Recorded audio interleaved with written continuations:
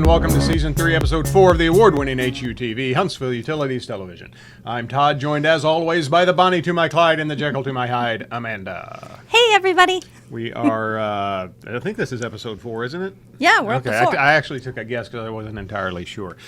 We got a lot to talk about today, so we're going to get right into it. What's the title of today's... Can we redo that? No, let's keep going. Okay. The title of today's episode is I'm trying to set up my account online and it's not working. Okay, and who do we have as our guest today? We've got Abby, the goddess of customer care. Oh, my.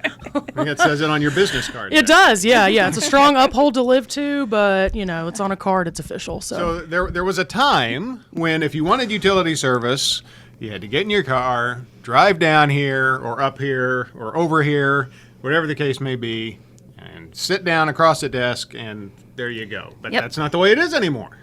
Now Correct. you can do so much online through our website, hsvutil.org, including setting up service, transferring service, making other changes to your account.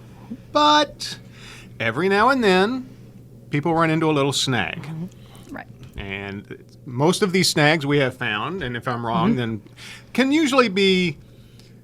With the information we're going to tell you today, you can probably avoid some of those snags. Correct. These are some things that you should know before you just hop in and start clicking away. So where do we want to start? What do we want to start with? Well, so the first thing that we do is we go to our website, right? hsvutil.org, and there is a, moving icon, like moving new truck. Service. Yeah, it's a little moving It's truck. in the quick links. And it's in the quick four links. little quick links we have around Okay, and then it takes us to kind of a different website. Right? Right. And that's like our back-end website. I don't know what you call it. Our My Account Portal website. And then you can start with, I'm a new customer, new service. Correct. And then a screen pops up, and then it's got these, like, red outlined boxes. Looks very angry, yes. Yeah. We don't mean it to be angry. That was just, like, that's how they said, okay, this is the information that we have to have. Right. And then what happens? Well, and then you open up a whole can of worms. No. Okay. So if you're a new customer, new to the area, maybe you've been here, you need to apply for service as a new customer. That's your first step. That's where you're going to go. Right. It's going to ask for the date you're moving in. It's going to ask for your address that you're moving to. It's going to ask your current information, your current address. So as a new customer, when you apply, what that does is that initial application is partnered with Experian and does a soft credit check, a very soft inquiry, and to identify who you are. Right. We're comparing back to Experian has on file, and this is going to tell you, hey, your deposit and all that, which is why we're asking for the PII, personal identifying information. Right. And there are security measures in place on this. What we internally we refer to it as my account. Right. Rightly so, people are concerned about identity theft, personal information. We all are, as we should be, but there are lots of things in place. Yes. This isn't just something. This is very secure. We've been protecting it for years, Yes. so Right. we're going to continue to do so. So the important thing with the name is, like, if you're like me where I have two last names, make sure you use the last name that is your Social Security card information. So make sure it matches that. That's my tip. Yes. and I know that sometimes we will get questions through social media. People will send us a message and they'll say, I'm trying to sign up for new service and it's giving me an error message. And a lot of times we can trace it back to what you were saying a second ago, the address line. What should people know before they put their address in there? So as far as the address, it's very particular as to how you enter the information. The address in. you're moving to. The address you're moving to, yes, I apologize. When you're entering the address that you're moving to, what that online application is wanting is basically it wants you to enter it exactly as we have it in our system. Right. Typically that compares back to what the Postal Service has. Right. So if once you're entering the street name, if there's a space or maybe a dash, uncommon, but it happens, you have to enter it in that way. Right. When you're entering in the street standard, which could be street, Southwest, something like that. Right. Street, you're going to abbreviate to ST. Boulevard, you abbreviate to BLV, which it does show you a little snippet of that on the initial page. But that's kind of the first area that a lot of people have issues with. Right. And it's going to give you this fun little error that says, unable to identify the premise. Well, the premise is the address, and it's just telling you, hey, you might want to double check something that you're entering in this area. Right. Yeah. Okay. And then the next is where it goes to the Experian. I'm saying that Experian. wrong. Experian. Experian. Mm-hmm. Okay. So what happens on that next page? So, well, it's actually still the same page. It's just on the bottom. Okay. But it tells you, now as far as you entering your information there, the address that you've been living at, or I should say the address that's on your credit profile, you enter all that there. Sometimes it gives an error. There's errors with your submission details. That goes back to what you said earlier. That means something that you're entering is not comparing back to what they have. So it's unable to say, hey, this is really who you are, because Right. there's a mistype. Okay. But if all goes well, you'll just go on to the next page, which Okay. makes it a little bit easier. Right. So, And with our current online move-in application, it's doing a credit check, right, for your deposit? right. And is there a way around it? Unfortunately, not right now. Now, if you're an existing customer or current customer, we can go into that later. But Okay. as far as a new customer, there's not really a way to avoid the soft credit check. We are looking at ways to change that, but it's not something that's happening in the immediate future. Okay. Yeah, because we were talking to someone else in customer service who mentioned that sometimes you'll run into someone who's younger. And Exactly. maybe they have not established credit yet. Right. Exactly. And they can hit a snag there because Experian has nothing to compare to look Right. at. Right. Right. There's no credit profile. There's no credit built up, so to speak. So, yes. And I do want to mention that we get about 1,900 applications that come through a month. So I was like, I figured it was around 200. Well, that's not all new service either, though. It's That's- new that's service. It's moving. Yeah. So Ending. So we definitely get a lot of traffic, and we do, like Todd said, we take the security measures very seriously. And is there a way, because sometimes I can remember an incident very recently where this happened. We were contacted by someone who had a question, and we did a little investigating for them, and it turned out the person who was asking the question, even though they were married to the other person, they weren't listed on the account, so we couldn't talk to them. So when you're filling this out, should you put, like, if you're like an authorized person or anything like that, is that something they can do during this process as well? They can.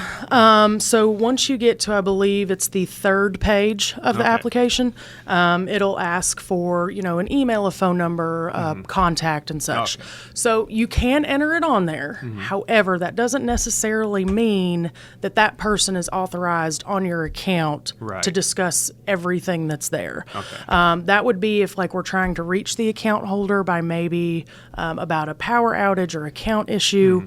They're on there as kind of a point of contact, Okay. not an authorized Right. contact. Okay. However, there is a form that can be completed to add such person as what we call a secondary to authorize them on your behalf. Yes. Okay, cool. All right, and then So what step are we at now? What Yeah. do we need to do now? So once we get through the initial application as a new customer, the second page will come up, and it's going to take you to a 5 security question questionnaire. yes, The old, what was your favorite popsicle flavor kind of stuff? Yeah. Yeah. Did you ever have a tag starting with XYZ? Right. What was your mortgage payment in 2012? Could be a number of things. okay. Yes. And these are just to verify that the person is who they are. And then is that also tied to the credit check? It is. Okay. It is correct. So it's tied to the credit check, and then the thing is that a lot of people think that when they apply, that every single question is going to apply to them, but it might not. It might be some off the wall question. Well, I've never had a mortgage, Right. But it might be asking you about your mortgage payment. So it's So you have to, so Just- sometimes the answer is Sometimes none of the these answer apply. is none of the above. is no, yeah, Exactly. exactly. Exactly. Yep. Yeah. Okay, so that messes people. Okay. It does. All right, and then anything else about? Oh, I remember. isn't there something about turning on or off utilities? Isn't that like one of the last steps? That is one at the end. Okay, Yes. so we haven't gotten there yet. We haven't quite got there yet, but Okay. the cliff notes, so to speak, of applying online. So you get through your security questions. You get to the next page. You're going to agree to the terms of our deposit policy. Right. Okay. You click agree. You go to the next page, and it's going to say, hey, here's your deposit amount. Now, you're either going to be quoted a $300 deposit or a $100 deposit based on your credit profile with Experian. Okay. At which point, now, if you've got an outstanding, excellent credit profile, you have the ability to actually bill the $100 deposit to your first invoice. Oh. Okay. The second option is you've got great credit history, you qualify for a $100 deposit, and you can either choose to pay that deposit in office or submit bank information for a one-time bank draft. Okay. Third option is your credit profile qualifies you for a $300 deposit, which is our standard deposit, and the same option of pay in office or here's bank information for a one-time bank draft. Okay. So, 100 or 300, it tells you immediately. It also tells you about a $70 account setup fee that's billed to the first bill. So you go through that, get to the next step, and then you get to the end. And the end can be tricky. Oh, that's where. This is where it comes in. Okay. Because the end starts talking about breakers and water faucets and pilot lights. And you might not know any of that information. All right. But you have to choose an option on those last questions. Okay? Okay. Good rule of thumb is that if the service is off at the location that you're moving to, we require that all the breakers, the main and individual breakers, be off. And we require that all of your water faucets be off as well, right? Right. So this is a safety Sure. precaution. So if you're moving to an address and it's off, well, you also have to turn off the breakers and you have to turn off the faucets and all that good stuff. So if the address that you're moving to, the power is on, you don't have to worry about those things because all that we're doing is taking a meter reading. There's no interruption of service. Okay. But across the board, whether the power is on or off, we do require that the permanent 3-inch house numbers be attached to the house or the mailbox. If it's on the mailbox, it has to be on the same side of the street. So that does have to, you have to select that. to be hey, able to find the house. Right, right. Yeah, we gotta know where we're going. We've got to have access to the property. If there's a gate, it needs to be unlocked on the day you're requesting to set the service in your name. All of that good stuff. Right. Yeah. So, but those ending questions about the breakers and, well, service is already on. Why do I need to turn my breakers off? Well, you probably really don't if it's already on. So, Right. But you can always call after you apply just to make sure, hey, do I need Right. to? Do I not? Just to avoid any potential interruption of service. And if I remember correctly, is there a comments section? There is a comment section. Okay. Yes. So if you've checked all the boxes and you think that you've got it perfect, you could put something in the comments to say, hey, I think I've got everything turned off, or, or I think I've got everything on because everything is on, I'm moving into my grandmother's house or something. Right, right. And there's also a section that I forgot to mention, apologies, about the pilot light for the gas. Oh, yeah. So if you're moving in and hey, my hot water, everything's off. Now, granted, if everything's already on, the probability of us needing to come out to light a pilot is pretty slim. It happens, but it's pretty slim. So, but you can put in there, no gas at property, or which we'll see that. But Right. power's already on. Yeah. Like you said, the more information, the better. Yeah. The more information you want to give, the better. Yeah. We're real people, actually. Yeah, we are. And we really read the notes and comments that you put out there. Yep. There you go. So, All right. Well, if anybody has anything, that they've recently filled out this application and they go, hey, this is what I was curious about, or this is what, made me question, feel free to put that in the comments. Let us know. And we want to be able to help people and make it easy to set up service with us. Yeah. we So- do. And we know that hiccups come across, and compared to where we were years ago, hey, Yeah. we've made leaps and bounds, We but have. it's an ever-changing, ever-fluid, let's make this a better process. So we're trying. Yeah, the easier it is on our customers, the better. Exactly. And if you're going through this process and you still, you're hitting a snag and none of this information seems to fit to whatever your situation is, you can always call the Customer Information Center at 256-535-1200 and talk you through it. All right. Well, one more thing before she leaves us, I want to talk about my account. So let's change gears for just a second. And I'm already a customer. Now I want to set up my online portal. How do I do that? Yes. So, once you go to our website, there's a portion that says My Account, right? Well, you've never had it. Well, you haven't registered your account. Let me put it that way. So you're going to choose the Create Online Account hyperlink, and it's going to ask you for your name. It's going to ask for a personal identifier. Could be a social security number. Could be a driver's license number. Could be a PIN number. You're going through and you're going to choose one of these. So when you enter this to create it, you're going to say, hey, here's my email. Here's what I want my username to be. I'm going to verify my social. When you enter your name, it's got to be as it appears on the bill for your first and last name. Middle name doesn't matter. Okay. It used to, which made it hard, but we changed that and made it better. So you've got to have both of those. PIN number is typically last four of the primary account holder's social security number, last four digits, excuse me. Not always, but typically. If you set up your account with a driver's license or entered it, then you're going to use the abbreviation for the state followed by the number. Okay. Right. So once you go, oh, well, here's my license number, but we always abbreviate the state before the number. Well, All right. Yeah. Yep. So, yep. So good tip. yes, but it's a lot easier than it used to be. We used to require what's called a customer number, which prints on the top right hand of the bill. Right.